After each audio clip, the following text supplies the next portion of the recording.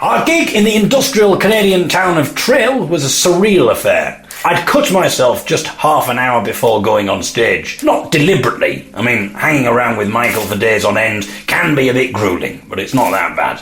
I cut my lip while shaving. I decided half an hour before setting off for the gig that I would have a shave. I thought that I'd have plenty of time, but the razors that I bought were so blunt. I think the mistake was buying disposable razors in the airport. They probably blunt them deliberately for safety reasons. I'd seemingly chosen the worst place ever to buy a razor. I hadn't had a shave for months. After 15 minutes, the razor had barely scratched the surface. Well, actually, that's probably not the best choice of phrase, given that all this razor seemed to be capable of doing was somehow cutting the face beneath all the hair, while then leaving the hair more or less fully intact. There was now only 15 minutes to go before we had to leave. I would have to pick up the pace. I grabbed another disposable razor and began to frenziedly shave. This razor seemed to be more effective than the previous one. I plied my face with shaving foam and began to wildly take swipes at my beard, and I mean that in both senses of the term, as I was both shaving and shouting profanities at it, because it wasn't shifting anywhere near fast enough. 20 minutes later, the beard was off, but I'd made a gash in the top of my lip, which was pouring with blood. There wasn't time to do anything about it, except hold a tissue against it. Half an hour later, we were on stage, and my mouth was still pouring with blood.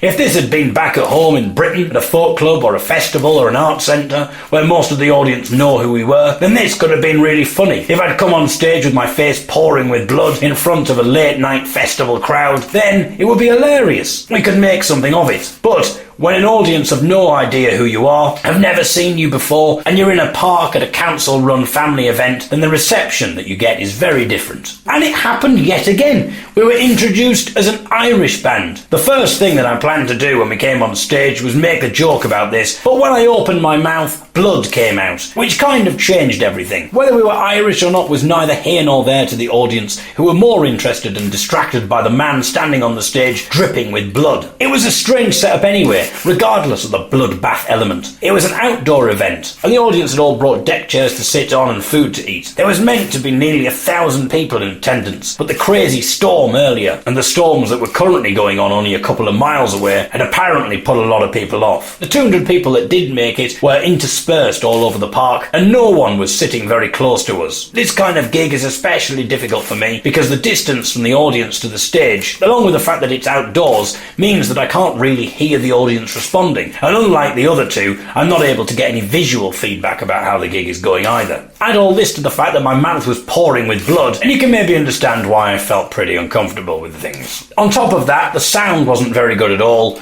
We came onto the stage, having just been introduced as Irish, to the sound of deafening feedback. This probably added to the audience's confusion even more. They thought that they were getting an Irish folk band, but then they got deafening feedback and an Englishman spitting blood at them, and they maybe started to wonder whether the organisers had booked the wrong group and had accidentally got an English death metal band instead. The gig was by no means a disaster though. People were clearly enjoying the music, and there were many people who were laughing at my blood mouth saga. Someone threw some plasters onto the stage. I tried wearing a plaster, but it proved almost impossible to sing with, as it clung to my face and the blood congealed underneath, meaning that I could hardly move my lips. On Wednesday night, we stayed in a youth hostel, but I'm not going to tell you about that, because nothing interesting happened there. Our last youth hostel stay, however, was in Bath, back in England, and was a rather interesting experience due to the people that we were sharing a room with. We arrived at the hostel early evening, just to quickly check in before heading to the art centre where we were gigging that night. When we entered our bedroom, the lights were off and the curtains were closed. We were about to turn the light on when a towering figure stepped into view. "It's best to leave the lights off," he whispered in a French accent. That's what that was. That was a French accent. I assumed that the French accent was because he was French, as opposed to just being eccentric and choosing to adopt a French accent just for the hell of it. Although his first sentence had been rather strange, so maybe he was just very eccentric and enjoyed confusing people with an array of accents and peculiar whispered statements. "He's meditating," whispered the man, still with a French accent. Yeah, definitely still with a French accent, I'm sure you'll all agree there. We looked around the room. There was another figure perched on top of one of the bunk beds, motionless. "He sits there for hours, not moving, but he doesn't like it if the light goes on. He gets angry." "Why you say he gets angry?" I whispered. "What do you mean?" "He just shouts," replied the man. Surely the whole point of meditating is to become a calmer and more centered person. Unless the meditation is working, but it's just that he was an exceptionally angry man before he tried it. Maybe if someone had disturbed his meditation a few weeks ago, he'd have just punched them in the face. But now, thanks to this man's hours of meditation, he's managed to control his reactions to merely shouting. If he can keep the meditation going, in another month he might have reached the stage where he just writes the person who disturbs him a strongly worded letter. The four of us were all heading out of the hostel, and so as we walked through the corridor, we chatted to the whispering Frenchman, who, now that we were out of the room with the meditating man in it, had stopped whispering, although he still chose to keep the French accent, so I was beginning to suspect that he might actually be French after all. He said that he was going out drinking with some friends who had moved to England from his home of France. He hadn't seen them for a long while, but it was going to be a big night, lots of drink and lots of food. He'd probably not get back until late. "But I'll try to not disturb you when I get in," he said.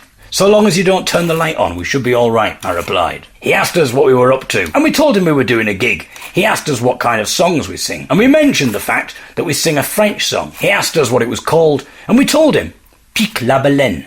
He looked confused and concerned. "Ah, okay. Kill the whale?" he said, sounding worried. I did an excellent job of conveying the worry in his voice there, and not only doing the French accent, but also conveying worry as well. Brilliant acting.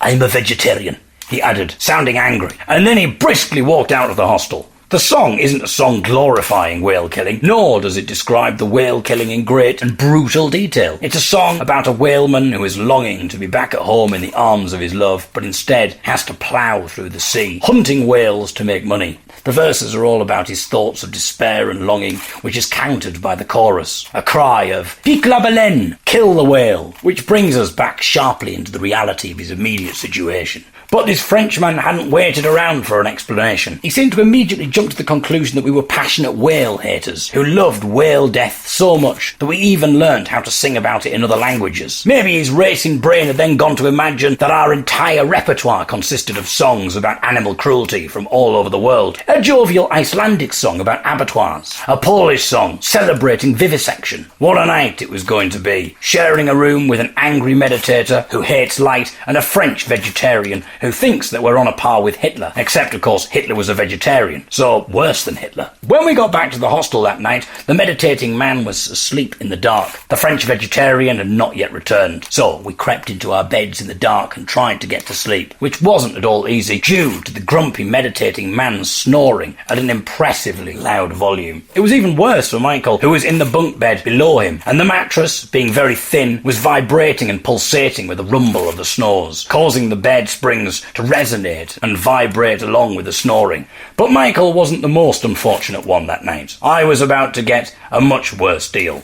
I lay awake for hours, unable to sleep due to the noise of the snoring old man. Then I heard the door open, and in came the French vegetarian. He tried his best to quietly creep through the room in the dark, but he completely failed to pull this off, crashing into each bed several times. He was clearly right about the night involving lots of drink, as there was a strong smell of alcohol which appeared as soon as he'd entered the room. He blindly and drunkenly crashed into my bed for the third time, and then angrily whispered some words in French, which I assume were swear words fueled by his crashing into the bed, but I couldn't be sure that it wasn't something like, "And now it's time to kill the evil animal-hating British bastards." I braced myself in case I needed to defend myself from an attack, but there was no attack, at least not a physical one, although I was about to get a very unnerving attack of the senses. The man began removing his clothes right next to where I was lying. He removed his shirt and dumped it on the floor. Then he removed his trousers, and my nose was assaulted by an acrid fart smell. He'd clearly also predicted correctly when he'd said that it was going to be a night with lots of food. He presumably stocked up on his vegetarian fare, and as he bent down to remove his socks, his backside pretty much in my face, he let out a really slow fart. And it was so slow that he might have not even noticed. I could hear its low buzzing right next to my face. And then the smell came. I wanted to turn around and face the other way, but for some stupid reason, I felt too awkward to do this. How terribly British is that? I would rather endure a man farting in my face than risk embarrassing him by doing something that might make him feel self-conscious. So I just lay there, facing his backside, holding my breath, and praying that he would move away soon. Maybe this was a deliberate attack to get me back for my animal-hating ways. Maybe this was an animal rights protest. If it was a protest, then it certainly fell under the category of a dirty protest. The man eventually straightened himself and began to attempt the journey up the ladder and into bed. This man was very well built, and this, along with his inebriation, meant that every step on the ladder caused the whole bed to shake. I was convinced that he was going to fall off the ladder and land with his fart-ridden backside smack bang on my face. I turned onto my other side. Eventually, after a lot of shaking, he made it into bed, but the fun wasn't over yet. While Michael's bed was shaking to the sounds of an angry old man snoring, mine was pulsating to the sounds of a drunk French vegetarian man's farts. As I mentioned earlier, the mattress was very thin, meaning that I was treated to both the smell, the sound, and the vibration of this man's farts. I tried to fall asleep, but it was impossible with all of this going on. The drunken French vegetarian methane machine, on the other hand, had absolutely no problem with getting to sleep, as in mere minutes of him getting into bed, he began to snore, perhaps even louder than the grumpy old man in the bunk bed adjacent. The sound that was filling my ears was like some really odd experimental piece of music, as if John Cage had taken a record number of mushrooms and had decided to compose a piece involving arrhythmic sequences of snores and farts. Eventually, sleep came, but it didn't last long, as at about 5:30 in the morning, I woke to hear an even stranger sequence of sounds. The man above me was still farting and snoring, but above that was another sound. It was chanting. The grumpy old man was once again perched on the top of his bunk, holding a book and chanting in Latin. The weird incongruity of everything was just too much. Farting, snoring, and Latin chanting. It was clearly too much for Sean and Michael too, because I heard them both trying desperately to stifle their laughter. I was doing the same. We quickly whispered to each other, all agreeing that we should get out of there. 5 minutes later, we were in the car, heading home. The Canadian town of Calgary is a place clearly on the up. Never has there been so much excitement in this town. Not only does this weekend feature a massive folk festival with an incredible array of international performers, but there is also a dog festival happening. In case you were unsure, we are playing the folk festival, not the dog festival. Although if we'd have known, we could have put together a repertoire of dog-based songs and then offered our services to the dog festival, thus making our trip to Calgary even more lucrative. There are loads of dog-related stalls, including one selling dog hot tubs. I'm not sure how a dog hot tub differs from a human one. Surely there is no need for a different kind of hot tub, but perhaps I am wrong. Someone did suggest to me that maybe it's got a special filter in the deals of the fur. There's also the opportunity to pay $5 to kiss a dog. This is apparently an endeavour to raise money for charity. Okay, so we just want to say thanks for agreeing to support our charity with your festival. Oh, it's a pleasure. And we've got some very exciting news about what we're going to do to raise as much money as possible. Oh, great. Go on. $5 to kiss a dog. What? Are you joking? Okay, I take your point. Maybe $5 is a bit low for such an amazing prize. Maybe we should raise it to $10. I get what you're saying. No. I mean, do you really seriously think that people would be scrambling to kiss a dog? I mean, normally, people just do raffles or a tombola. She's a very attractive dog, and I'm telling you, from experience, she's an incredible kisser. Seriously, you haven't lived until you've taken a smooch with that pooch. At our gig, I asked the audience whether they'd paid to kiss the dog, and no one said yes. So who are these people who are doing it? I mean, everyone in the audience might be lying, I suppose. It might be their guilty secret. Sit down, dear. I've got some terrible news. Well, what is it, dear? This marriage survived a lot, but what I'm about to tell you is pretty bad. I'm afraid we're broke. Completely broke. How? Well, what have you done? Well, the finer details aren't really important, but, Have you been gambling again? You promised me you'd given that up. No, it's not gambling, dear. Then what is it? Well, I don't know what came over me. What? Is it a drink? Are you back on the drink? You spent all the money on alcohol. No, it's not drink. It's hard to explain. Tell me. Well, you know that dog festival we went to? Yes. Well, you know they had the opportunity to kiss a dog for $5. Yes. Well, I kind of got a bit carried away. What? I snuck off when you were looking at the dog hot tubs, and I had a kiss with the dog.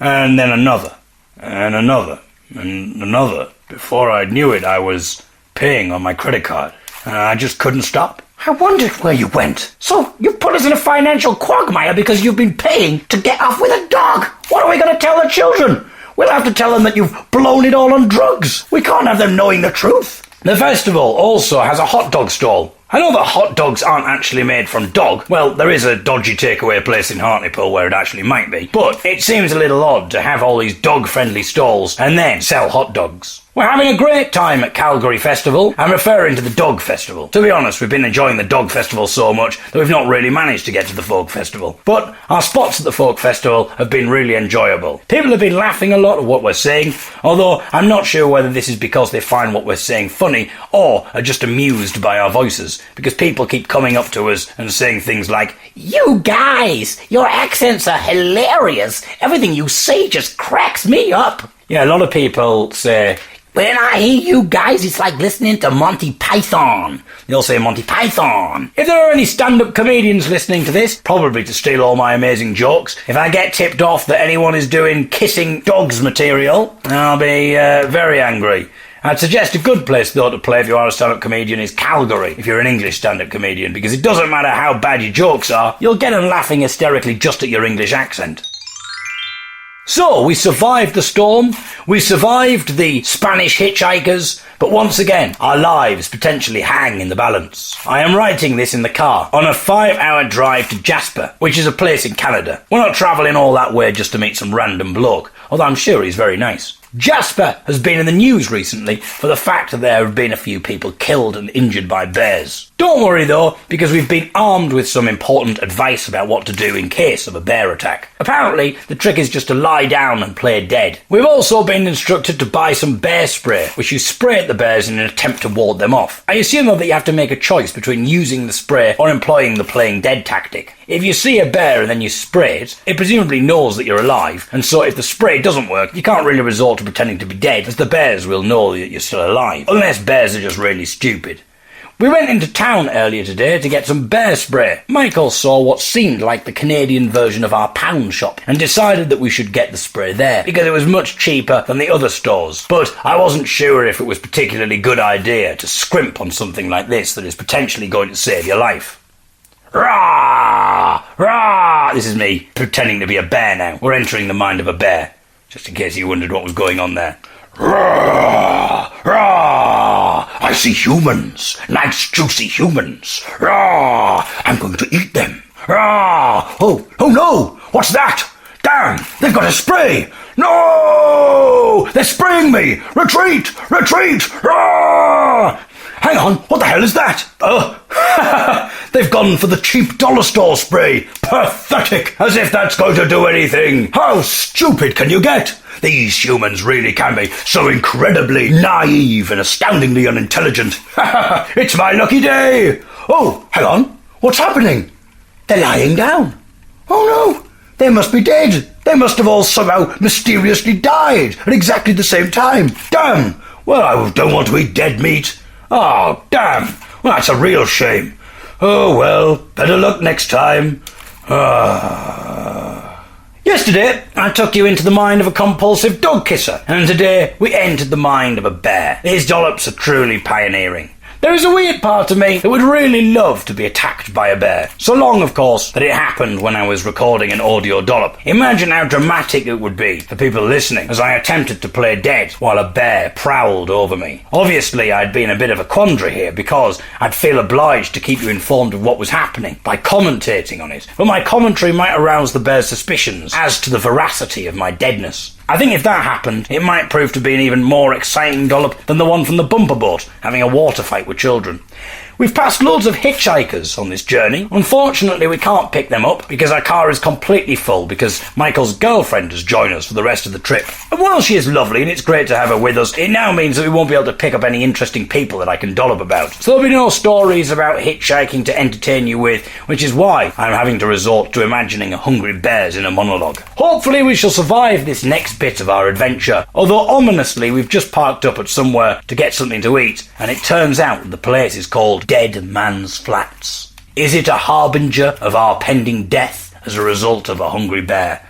Stay tuned to find out. We've had quite a few days off on this tour. This is because most of our bookings are at festivals which take place on the weekend, with the occasional gig in between. Obviously, it doesn't really make sense to keep popping back home, given that home is 5,000 miles away. I think the only band that might do something as crazy as that are the Proclaimers, who seem to have a different perspective on making crazily long distance journeys for odd and spurious reasons. So, he's going to walk 1,000 miles, and the only reason is seemingly so that he can fall down at someone's door. If he's managed to walk all that way, you'd have thought that he might give the doorbell a ring, rather than just slumping down by the door, waiting for the person to open it and get the shock of their life when they see a delirious man lying on the ground, staring back up at them. This man has clearly got a mental illness and needs some help. He's walked 1,000 miles just to lie down at a person's door. And then, when the door is opened, he declares that he is going to constantly be with this person, waking up with them, getting drunk with them, growing old with them. This poor person has only just woken up, only opened the door to see if the milkman had been. And now, this is happening. A man declaring that he's going to spend the rest of his life with this person, in between making a series of weird noises. Da-da-la-da, da-da-la-da, da-da-lam-da-da-la-da-da-la-da-lam. As I say, this person clearly has issues and needs medical help. Yesterday's day off consisted of us going on what was described as a wildlife tour and a hike. Our original plan was to drive somewhere and then go for a walk. But we were informed by someone at a tourism company that there wasn't anywhere to park the car, and so we should just go on an organised outing. With the benefit of hindsight, it's clear that this person was just trying to sell us something in order to make money, because when we got to the place, there were loads of parking spaces. But instead, we paid a tour company to take us and a load of other people on a bus, which spent the first 40 minutes ambling through the town, picking up various passengers. We then dawdled down the road, stopping every couple of minutes to look at wildlife. Jasper apparently has bears, elk, deer and caribou. We stopped 3 times in 15 minutes to look at some sheep, and another couple of times to check out some squirrels. Everyone else on the bus was 70 or older and didn't look cut out for hiking. 1 minute into the walk and it was clear that the word hike had been very misleading and had probably been deliberately used by the tour company to make it sound more appealing and sellable to us. Unless it was going to be a hike, in which case we'd probably be killing off a load of unfit pensioners. We lolloped around the park for about half an hour. We stopped to look at the lake. Not that we really needed to stop, because the speed that we were walking was practically akin to stopping anyway. Then we started again, and then a couple of minutes later we stopped again to look at the lake from about 50 metres from where we'd looked at it previously. We did this for about half an hour. Actually, I understate, we did that for about an hour. Then we got back on the bus and began the slow journey home, while the tour guide told us stories of bears, elk and deer, in between us periodically stopping to look at another sheep, squirrel or stretch of lake. The whole thing took 6 hours. If we'd have done this journey by ourselves, we could have done it in 1 hour. One of the other reasons for the length of the time of the journey, in addition to the fact that we spent 90 minutes of it picking up people and dropping them off, half an hour to look at sheep, squirrels and stretches of lake, and then walking at a painfully slow speed, was because we also made lots of toilet stops about every half hour. But the day was quite fun, if not for the intended reasons. The people that we were on the tour with were friendly and interesting, and we had a good time chatting and joking with them. Being in folk music, we are used to hanging around with pensioners. And then, right at the end of the tour, a bear came out onto the roadside. "We shouldn't stop for too long because we are running a bit late," said the tour guide, when everyone got all excited about seeing the bear and naturally wanted to stop. The reason we were running a bit late was because we'd stopped for half an hour to look at sheep. We stopped for a few minutes while people took photos. Even I managed to see the bear through the bus window, although, to be honest, I couldn't really tell much of a difference between it and a sheep. Obviously that's because I'm blind, in case you were starting to question the level of my basic intelligence. Today is the gig that I talked about in Dollop 197, which describes our music as Celtic country. Here is the write-up for our gig. Celtic or country? Which one to choose? Well, this week you don't have to choose, because we've got both the young 'uns.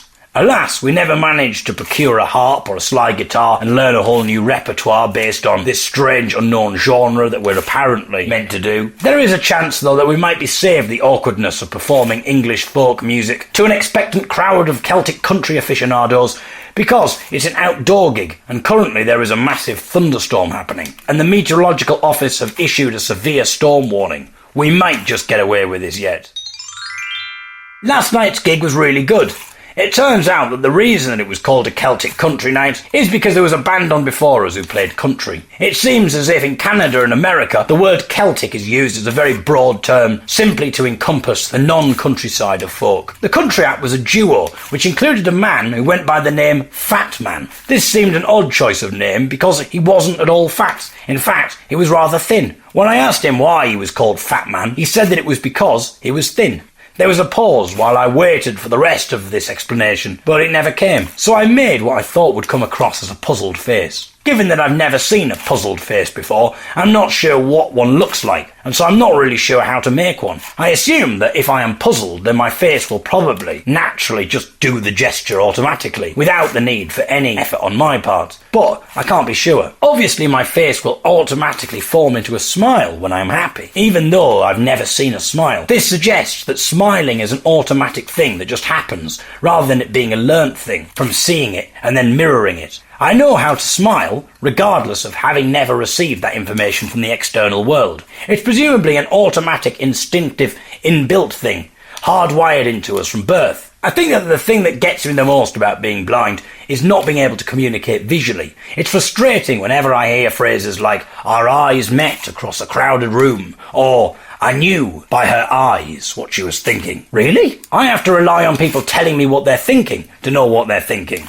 Her eyes said it all. No, they bloody didn't. If you want to say it all, I'm afraid you're going to have to say it all. Or at least say some of it. I've heard loads of stories about how two people met and fell in love because they saw each other from across the room and then smiled. Then they'll say something like, "It took us ages to finally pluck up the courage to talk to each other." Yet, when they do speak to each other, they are not strangers. They have a history, a connection. They have talked to each other long before they've talked to each other. But this is completely alien and impossible for me. On a few occasions I've been in a bar and a friend has said that a girl is smiling at me from across the room. Brilliant! But what am I meant to do with that information? I can't smile back at her because I have no idea who she is or where she is. If I did ask a friend to turn me in the direction of where she was so that I can try and smile at her, then I'm doubtful that this would have positive results. I'd constantly need a commentary on what was going on. This would mean that my friend would have to be looking at her as well, which would make her feel a bit anxious. She's just smiled at me, and then the man next to me is swivelling my head around, pointing and whispering in my ear every time that she smiles. I think it's safe to say that the smiling wouldn't last much longer.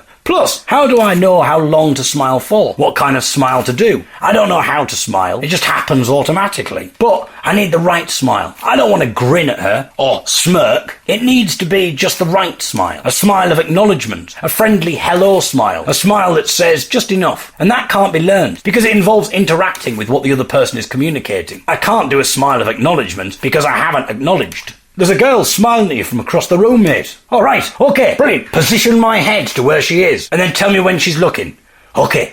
Keep your head there, mate. Okay. She's looking now. Smile, quick, smile. Shh. Keep your voice down. She'll hear you. What kind of smile? Oh, you missed your chance. She's talking to her friends now. That would have been the perfect moment. But I don't know what kind of smile to do. Let me try a few on you to see which one works. Let me know which is the best. I want a smile that basically is casual. It's a friendly hello. Nothing over the top or too arrogant. Just a friendly hello. Okay, face me and try some out. Okay, how about this one?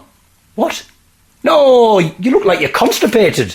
Okay, what about this? No, you look like a psycho killer. Okay, how about this?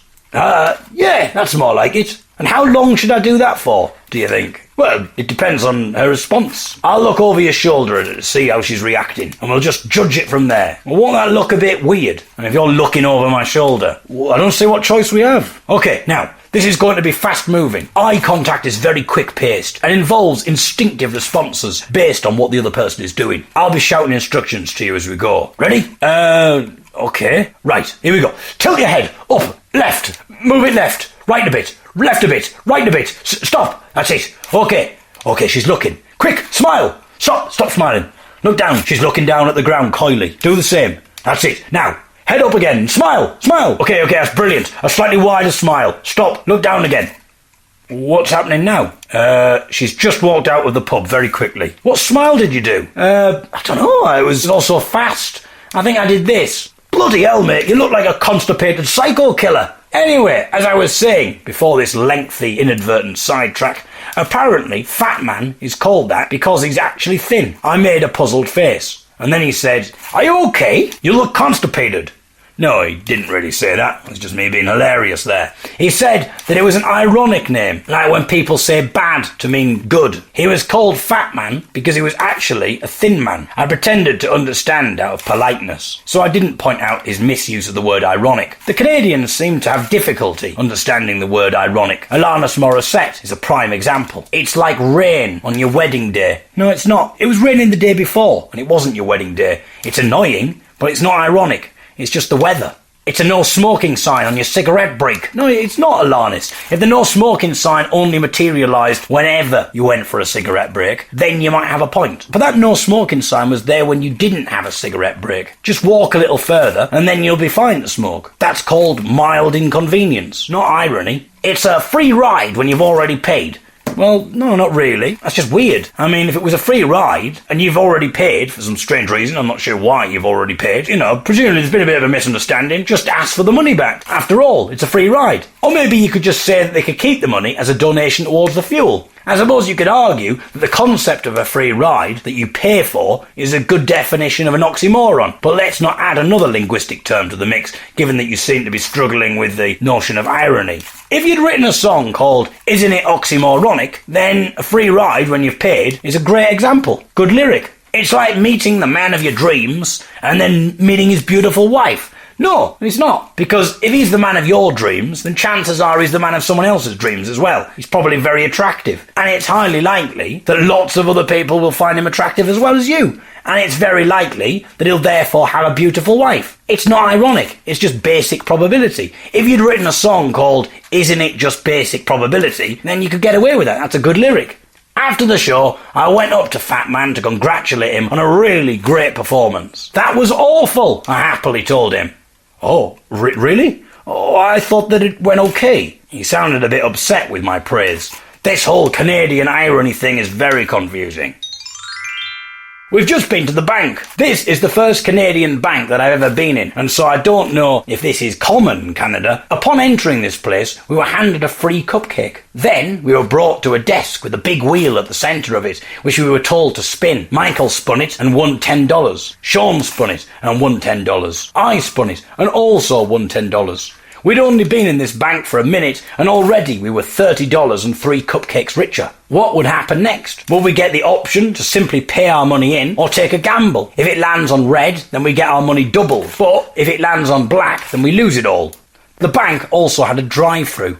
We stayed in another youth hostel last night. The beds all had name tags on them with the names of the people who were staying in the hostel. I'd been chosen to be the person to sleep underneath Simon Mack. Sleeping under Simon Mack was a lot less fart-filled and painful than the drunk and well-built French vegetarian that I lay underneath at the hostel in England. Simon was on the thin side, and I mean this in a literal sense of the word thin, not the confusing Canadian country singer's definition of the word thin. And so, when he got into bed, he nimbly sprung into it, without a single groan or fart. Comparatively speaking, it was a pleasure to be lying underneath Simon Mack. Again, this is just comparatively speaking. If I had a choice to not lie under any men, then obviously, of course, I would have taken that choice. But given that I had to lie underneath someone, Simon Mack was a good man to be lying underneath. Oh dear. I thought that I was alone in this room. Sean has gone for a walk, Michael has gone for a helicopter ride, and I thought that I heard Simon leave. The room was very quiet, so I just assumed I was by myself. So I didn't bother putting my headphones on, so that everything I've been typing has been read out loudly by my screen reader. And then I heard a movement above me. Simon Mack hurriedly got out of bed, put his clothes on, and very quickly left the room. I suppose you could say that he left in a bit of a Mack flurry. It's pretty likely that he's just heard everything that I've written about him. I imagine it'd be rather harrowing to wake up and hear your name repeatedly spoken by a robotic voice saying about how much of a pleasure it was to lie underneath you. We all went out last night,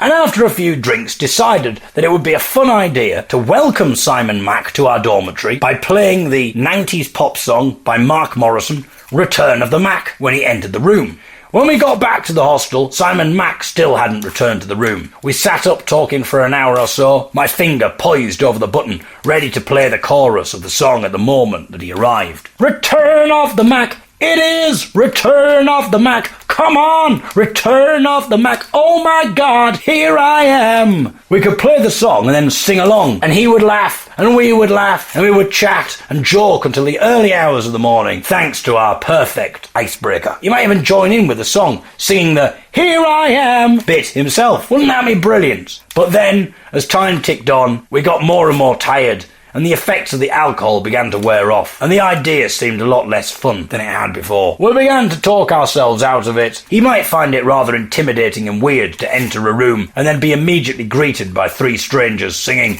"Return of the Mac" to him. So we turned off the light and went to sleep instead. It was another couple of hours before Simon Mac entered the room and lightly sprung into his bed, and so it's a good job that we didn't wait up for him.